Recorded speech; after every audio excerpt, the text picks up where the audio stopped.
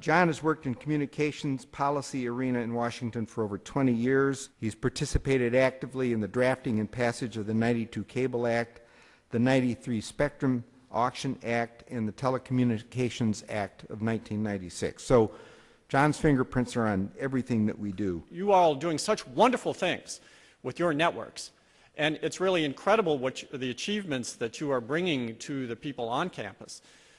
Wouldn't it be great if we could find a way to bring those same accomplishments to the general public at large?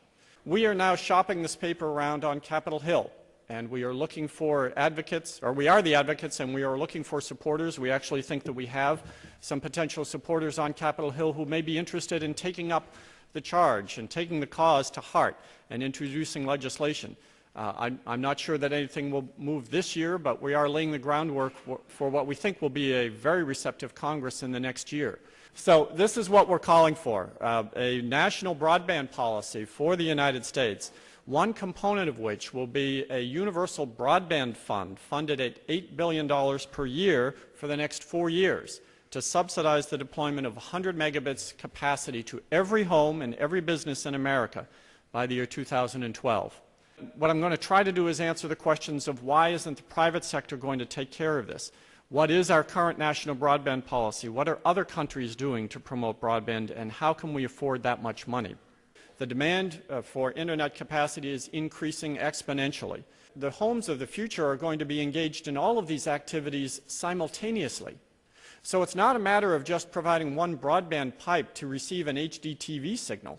The need is going to be to provide a broadband pipe that's going to accommodate all of these uses, from the mom, the dad, the brother and sister, the grandparents in the home, all trying to engage in different activities at the same time. Nemerte's research study found that demand is increasing along the same lines as Moore's Law, and if that demand continues at that pace, we're going to be jumping from 3 megs to a need for 340 megs within the next 10 years.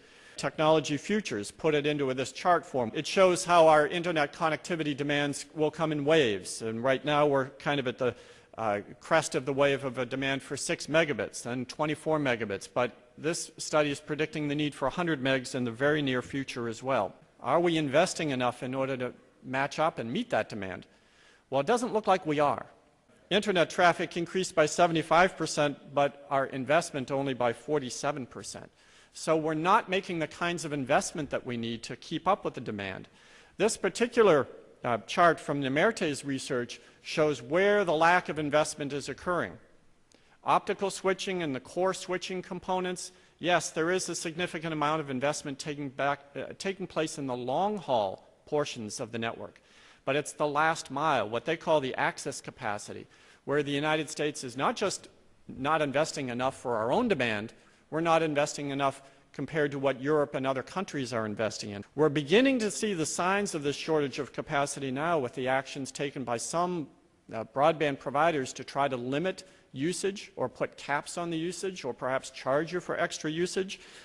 You can see that some companies are doing that today. Frankly, I think we're going to expect more of this to happen in the very near future as companies try to manage that demand rather than building the supply to meet the demand.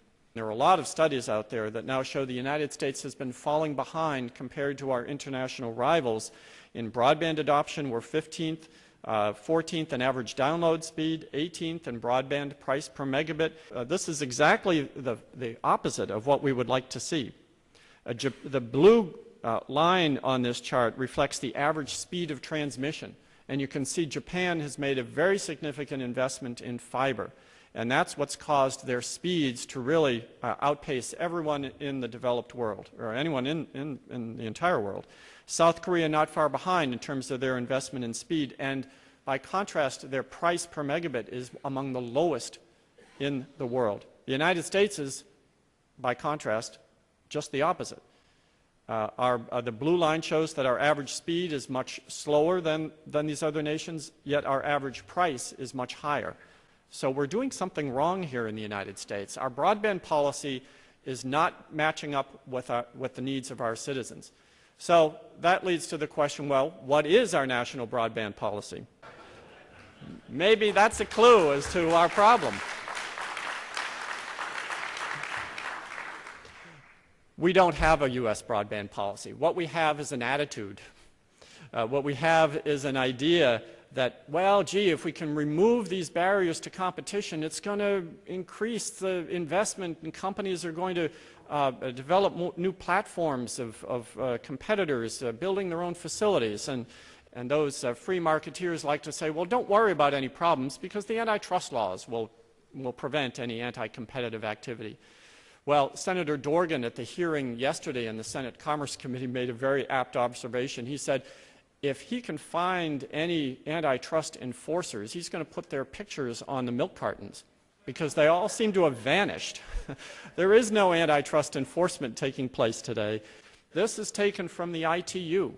This shows that the United States number of broadband subscribers per capita, the United States' ranking has dropped every single year from 1999 until 2006. Here's a chart taken from the FCC reports that shows the market share of various technologies.